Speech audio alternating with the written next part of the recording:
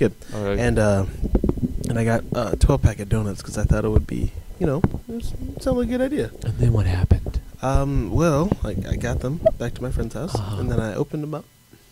I had one. It was great. A couple minutes later, I decided to have another one.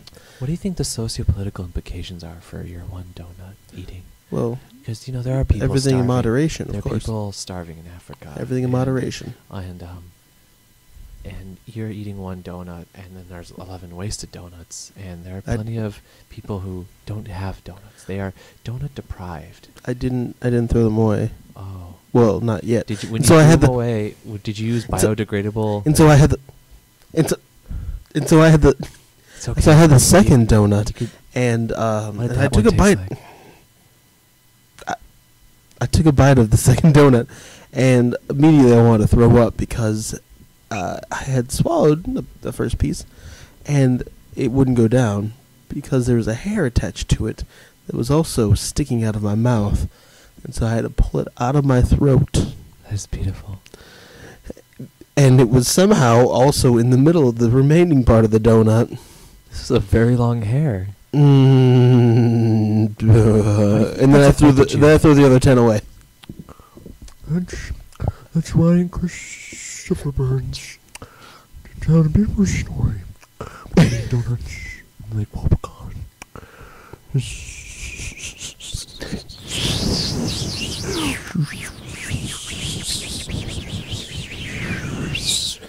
That has been another episode of Prairie Home Companion. Coming up next, we have Riff and Rock. With Mogby and Cooley. Talk what? And Lakshmi Singh. Those aren't words. No, they're hosts of NPR. I'm Adi Cornish. I'm Jean Gameshi. I'm that person from Fresh Air, Terry Gross. And I'm Guy Rizzo. And I'm Carl Castle. And I'm retiring. And this is... Riff and Rock? Music Talk? Fresh Car. Home Companion. Don't tell me. Talk. Considered. We have a episode for you. Don't we, Ryan? Si, senor. Yeah.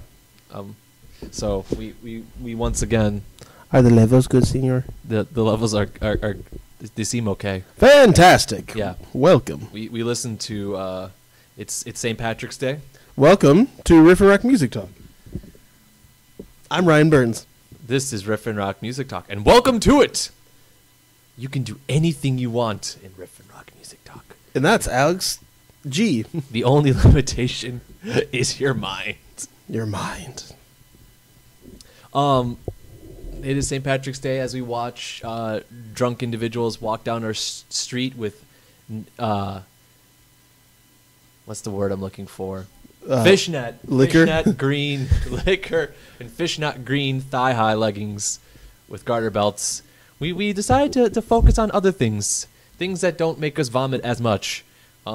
Various degrees of throwing up may occur in our episode, but all for your sake, because we care about you. We want you to get better. We want you to call your mother and tell her you love her, even if she hasn't been the nicest person to you.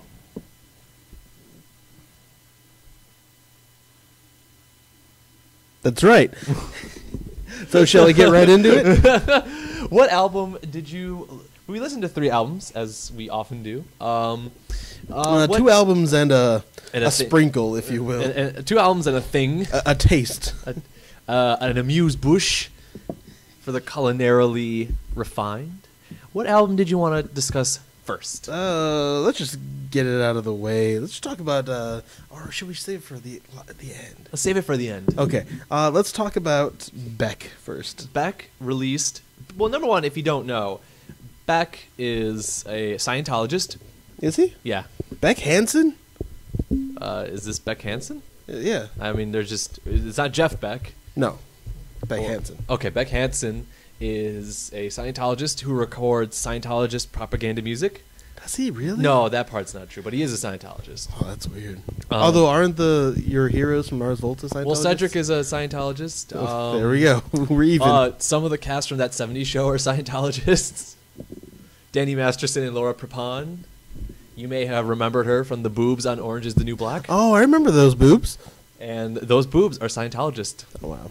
I also remember Danny Masterson. He is also Scientologist. He was in The Faculty, And starring Elijah Wood. now a weird fact is that since we're off topic, as we usually are, Within seconds. Mila Kunis and Ashton Kutcher are engaged. Who saw that one coming? No one is raising their hands.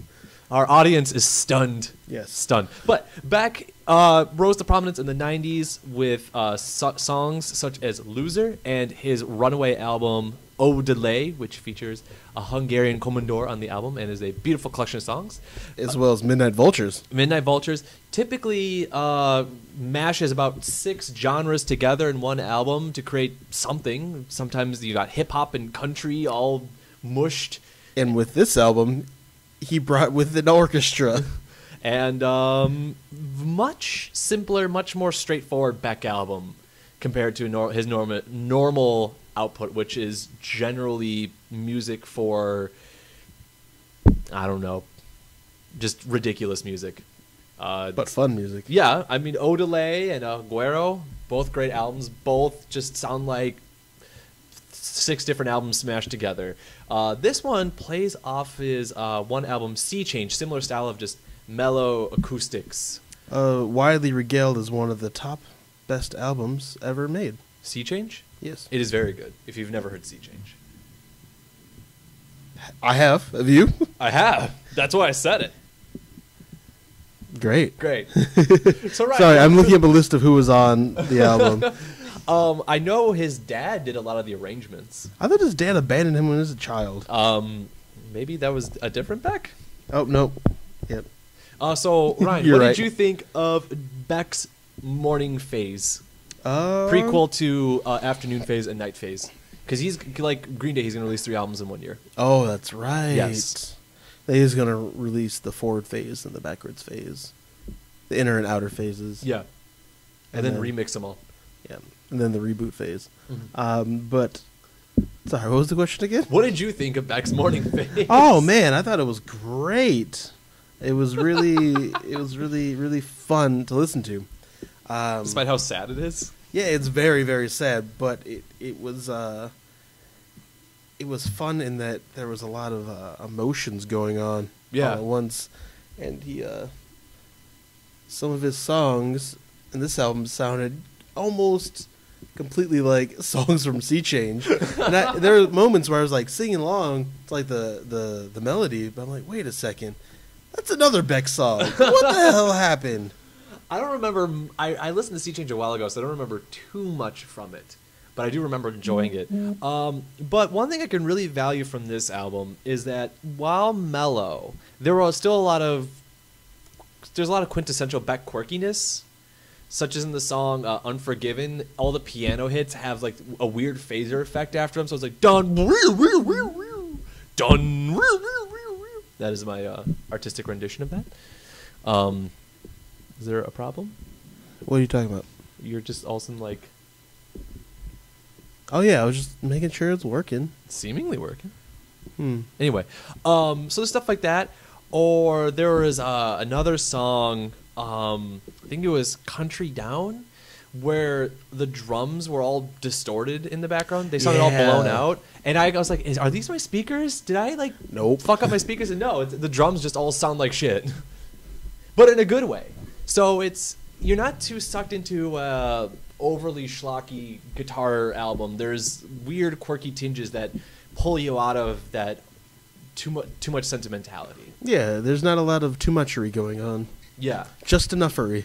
right. I did make one comment I had a little too much over the album was, this sounds like a song that's going to be on Grey's Anatomy.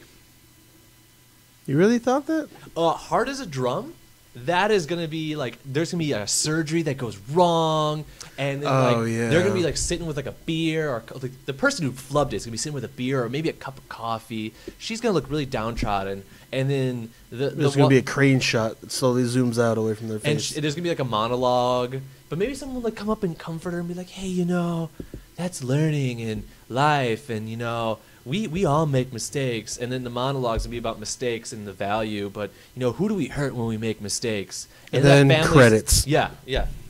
That's when "Hard as a Drum" is gonna be used. Well, now that we discussed it a lot, let's take a listen. So beautiful, so sad. I can't believe I ruined that surgery. Timmy's never gonna walk again. Oh no! Splinter removal gone wrong. There was a couple songs like that, but overall, I think he did a good job of avoiding too much country schlock. My heart is pouring out to you. I really, my favorite part was when there were, orchestral accompaniments, Which were composed by his dad. Yeah, apparently. Yes. My favorite song on the album, however, is "Blue Moon," not the jazz standard "Blue Moon." Or the Elvis song. Yeah, it's neither of those. It's another song called "Blue Moon." But it is very much its own song. There aren't too many songs that I disliked. That was another song where the drums kind of sounded messed up. Crazy. Yeah. And it was just, and that's what Beck's music does really well, is it pulls you, it can even be straightforward pop songs, but they all sound either really weird with like extra little tinges, or the lyrics are completely off the wall.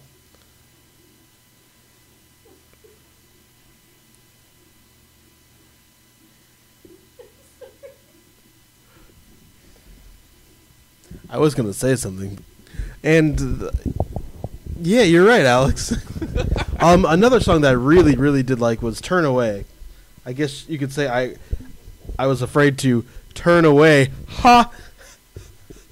Ha! But it touched at my heartstrings. And was it the hit single of this song? I don't know. Let's see. I didn't look at what the singles were, but the one song, "Don't Let It Go," that was the song I thought that this is going to be the single, which also sounded like a Grey's Anatomy song. But he does a good job of, fuck it, I'll cut this part because now I'm just saying shit. Wait, what? What? Don't worry about it. Hang on. We're "Waking Light" and "Blue Moon." Hello, is this on? Yes. The singles were "Blue Moon," which I called it because it's a great song, and "Waking Light," which is the very, very last song of the album. Which is a very good song. Listen to that one.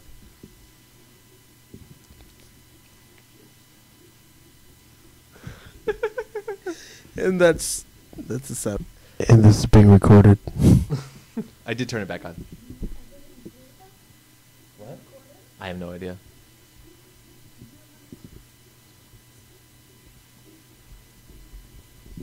But yeah, it's both songs are really good, and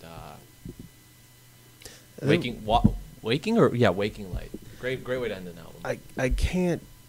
We picked some really good albums this week.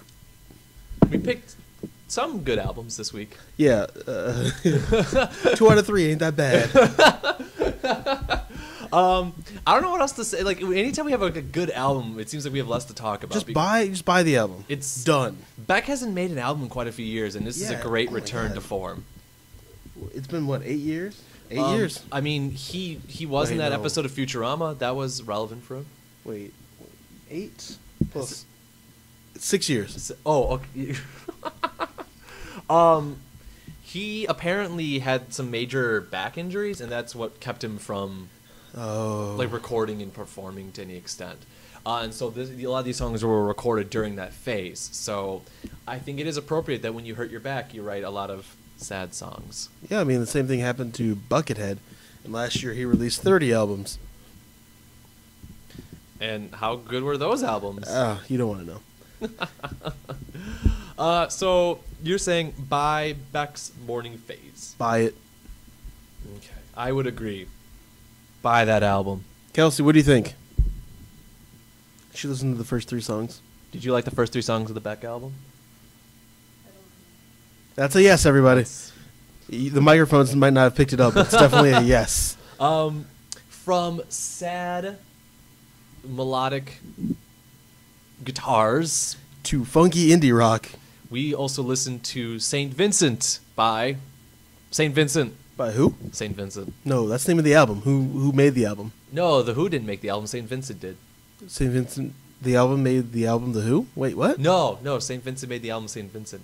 Who's Oh, it's one of those things. The band didn't come on till later. I Who's gotcha. on stage? Yes. St. Vincent is known for her wacky hair. No, actually, this is the first time she had a wacky hairstyle. Indie guitarist, typically known for some more upbeat, sort of interesting song structures, usually a lot more upbeat, happy dance music. Recently did a collaboration with last year with David Byrne, which was okay. And now she's back to her own solo efforts. Ryan, St. Vincent by St. Vincent, featuring St. Vincent. My favorite song of the album was St. Vincent. Does St. Vincent. It's a hidden track. That's not a song on there. Oh, it's not a song on there? No, that's okay. not a song on there. Did you like St. Vincent? Yes. I mean, the first song, it's right out of the gate. It's right in your face. It's got a very awkward tone to it. Sort It of an does. erratic notes. But it definitely works. Yeah.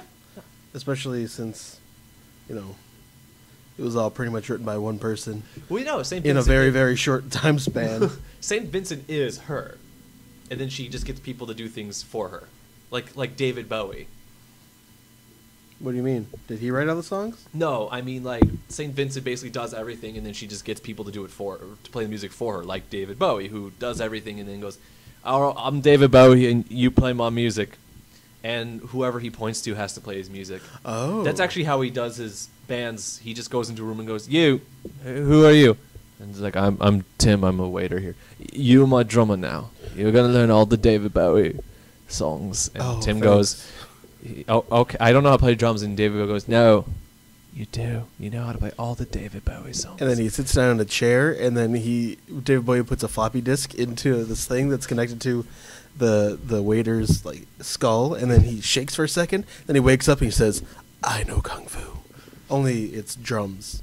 Yeah, David Bowie basically runs the Matrix. If you don't remember, He taps into it. If you don't remember the end of the Matrix Revolution, the giant head was David Bowie. Bowie. And Keanu was like, "You need to free the people," and goes, "Ziggy played guitar." Anyway, so St. Vincent's great first song, sort of an awkward guitar work, which is actually the note I wrote, but I think it was very, very well done. And then you get to the following song, "Birth in Reverse," which sounds like a terrible thing to happen. Yeah, it was weird. I mean, it's painful enough for it to go out of you. Imagine it going back inside. But a great, fun, poppy, fun, dancey tune. Oh man, you know what? Let's listen to this dancey pop funky tune. And then Keanu, you're gonna go into space.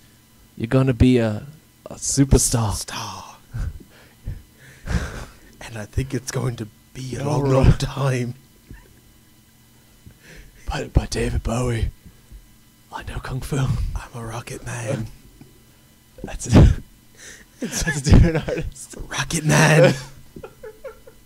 It's the wrong song. Oh, But it's the same kind story. of. Yeah, very similar. Unlike the Beck song, there were a couple songs here that I wasn't as in love with. Who? What? No, the recording. Yeah, so we closed the door. The water was too loud. One of the songs I made a note of was "Digital Witness," which actually sounds very much like a B-side from her collaboration with David Byrne. That she was just like, I got this left over. I can sing on this, because it's got the same horns, very similar to that David Byrne "Love This Giant" collaboration. I love those horns. I have nothing wrong with them. It's just it seemed kind of out of place where the rest of the song has a very not harsh, but very unique electronic sound. And then here's There was a moog. and then here's a tuba. Now, what are some other things that stuck out to you? Jeez. So I mean, the way that all these songs are. I hate using the word groovy. They've got a good groove to They'll them. have a good rhythm and Yeah. one that you can't resist. You're not gonna dance to it. We'd be like, yeah, it's good. I could dance to a couple of these songs. Can you dance to begin with? Oh, Burn. I'm quitting the show. Goodbye. Oh, Alex quit the show. Now I have 2 microphones and no guest. If only there was a person that could guest star on my show. I'd like to apply for a job. Oh, Alex, you can be my guest, of course. Oh, okay. Hi, everybody. Hey, thanks for coming back. Songs like "I Prefer Your Love" with the chorus "I prefer your love to Jesus," which I think is a very clever, cute refrain. Not a very dancey song, but a good come down, slow song in the middle of the album after so much. Excuse me. It's a breather, if you will, just like Alex took. It was a very aggressive breath out. But a lot of fun, quirky synthy stuff. I think I'll say that about 7 more times. Can you say it one more time? Quirky synthy stuff. Yeah. But it's all cohesive. It comes together really nicely. And ooh, that last song I wasn't a huge fan of. oh, I like that. It was kind of big and pompous and ridiculous. Yeah. But I like that. I can be a sucker for that kind of sound. I get it. Although, I guess when I was listening to it, there was a vacuum running at the same time. That could have been a problem. Maybe I don't remember the song. Let's take a listen. Yeah, I don't remember the song. Although now that so right now I brought up different ratings from other publications that aren't us that you shouldn't be looking at. You should only focus on what we tell you. Any other albums that we don't review never came out. They never ever came out. No. The ones that we do, we're the last and final say on whether or not they're good. Ultimate authority, because they're important because they come out many weeks after the album's been released. Yeah, but this album has like an A average or like a 92% rating, which is crazy. Oh, it's really well done. She might get an Emmy. Wait, is that the wrong? A Grammy. Yeah. A Grammy or what? I mean, you can make a lot of money with a Grammy. You can. Yeah. Though we all know how I feel about the Grammys. Yeah. They're a sham. Yeah. Basically. But they'll parade her on stage and she'll do a song and then people will be like, she's just a breakout hit, even though this is like her 4th or 3rd album. It's her 4th. Yeah, so, they'll be like, she's going to tour with Lorda, and Lorda is going to do that song. And Bjork is going to come out and join them. And give birth from a swan or give birth to a swan. And It'll be absolutely brilliant. yes.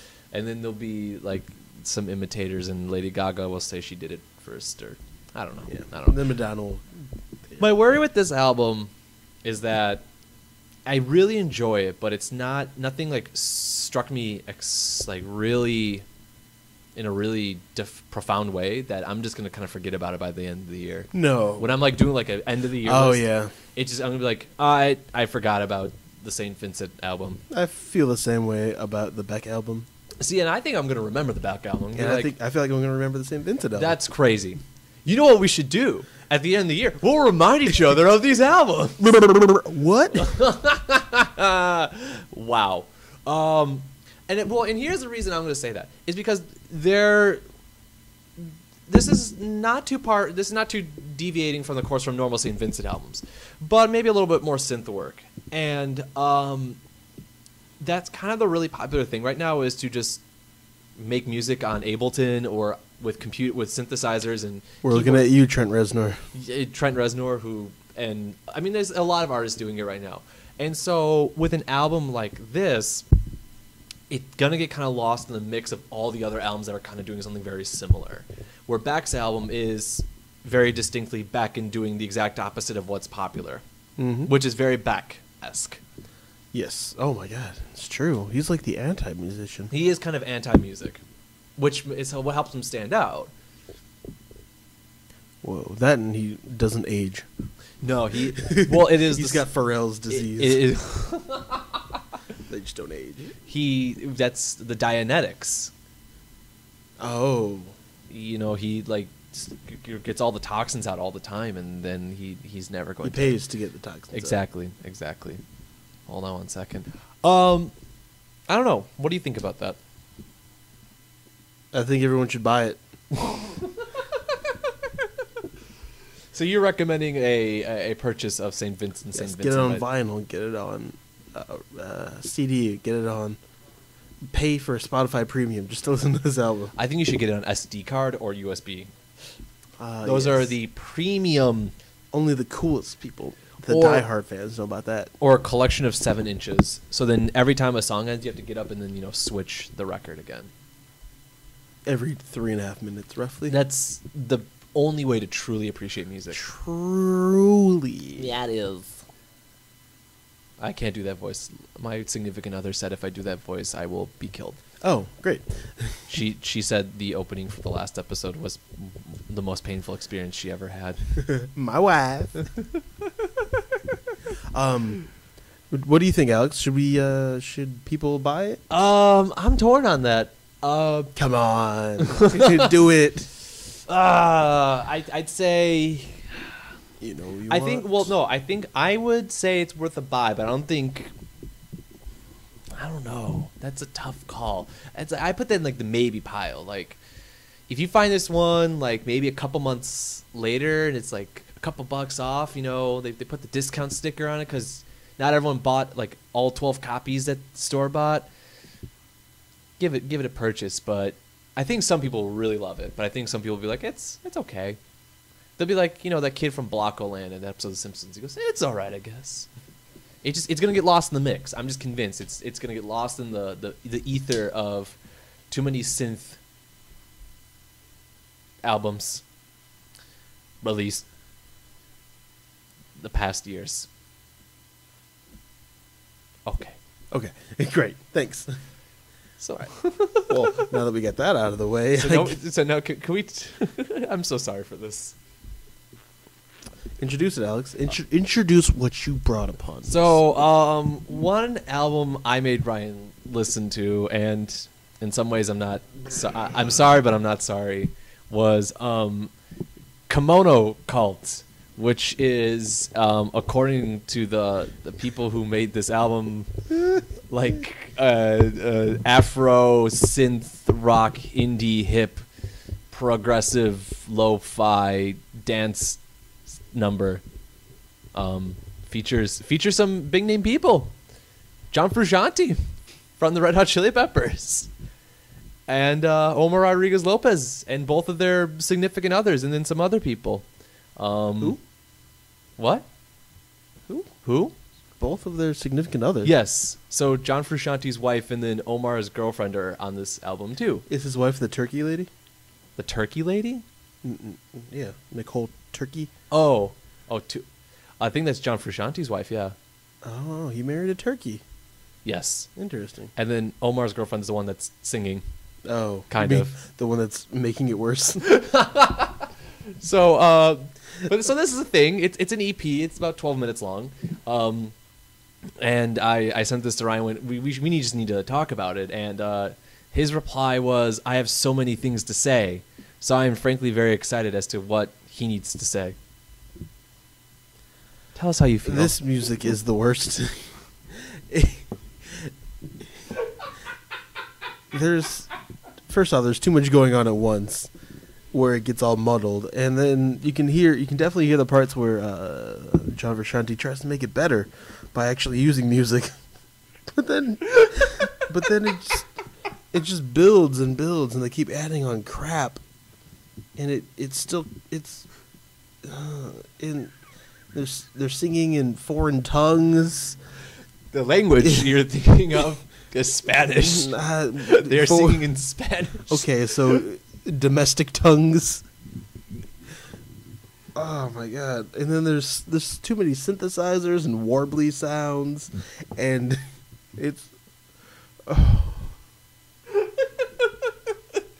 And even though the songs are at most like 3 minutes, it seems to last an eternity. Just play a sample. All right. This is Las Esposas. The comment I wrote for Las Esposas is the second song of this little debut, and my comment was, "This song is less worse." They're all really bad. It kind of progressively gets less shitty as it goes along. Yeah. My favorite part of this album was I was listening to them via SoundCloud, where you can read the comments on the bottom. Comments are great. The comments are by far the best. Like, what is this shit? Who would make this music? Hold on. Where were we? All right, so I found the comments. I picked a choice set of comments because there's that light, and this light's unplugged though.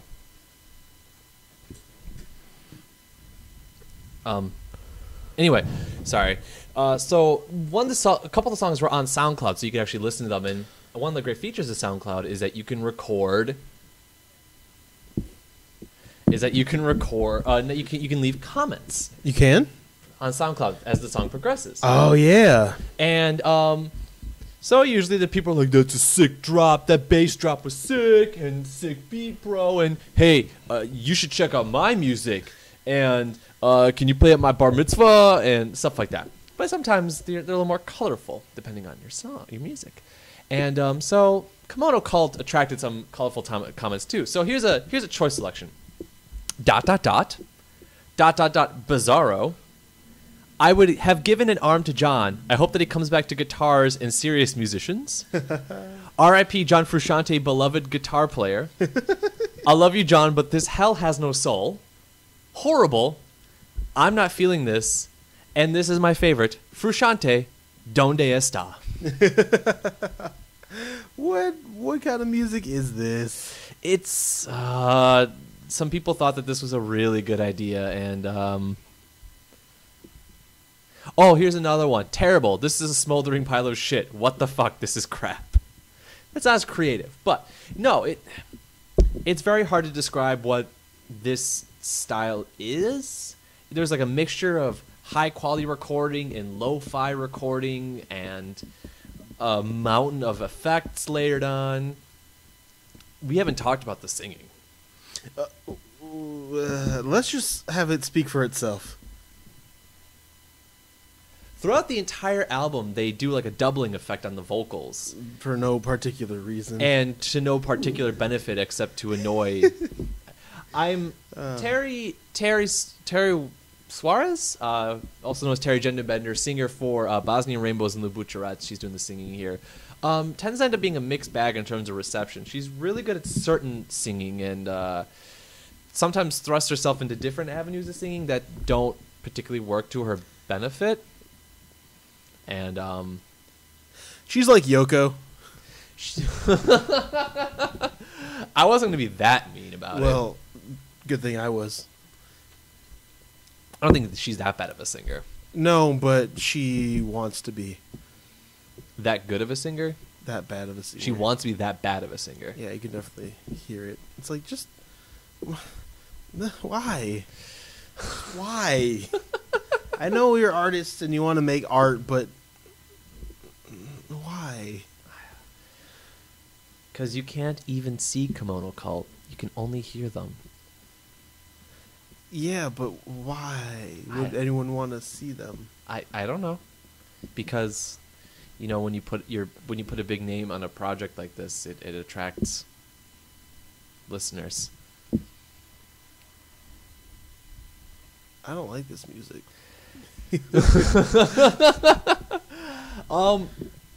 I think if certain changes were made, I could like it. Like roster change. Well, look, like if the singing didn't have that horrible doubling effect, I could go, okay, I let it pass. And if there was some consistency to the audio quality, as opposed to like, hey, this part sounds super clean, but the beats all sound muffled and they were recorded from the other room. Like if there was some level of consistency going on, professionalism, like they weren't like, hey, let's just make the most artistic choice possible. You went, no, let's make a sensible choice. I think it could have been. I mean, again, it's a 4-song EP. It's not going to be groundbreaking, but you could have been like, all right, I'm a little more excited and inclined to hear what's going to happen next. Here, I'm just kind of like, this is kind of just a bad science experiment gone wrong, and one of those ideas of like you get a bunch of people together and nothing good comes out of it. I have a couple of ideas that would make this better. All right, all right. Hear 'em? All right. This is Ryan's list of ways to improve Kimono Kult. All right, step 1, get rid of everybody except for John Frusciante.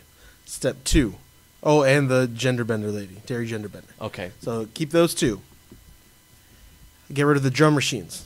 In its place, bring in Chad Smith, the Will Ferrell lookalike. Get rid of all the synths. Replace them with Flea. I'm listening. Get rid of Terry Genderbender. Replace it with Anthony Kiedis. Make every song about California. Boom. What would you call this outfit? Kimono Kult. Kimono Kult. Keep the name. Red Hot Kimono Peppers. The cult of the Red Hot Kimono Peppers.